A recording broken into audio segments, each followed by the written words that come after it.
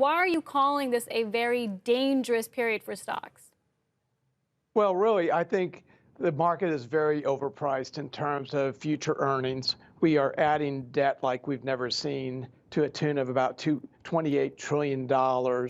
We have the Treasury market acting very strange with rates falling dramatically just, a week or so ago. We see inflation picking up, but frankly, we're agreeing with the Fed in that I believe this is more transitory.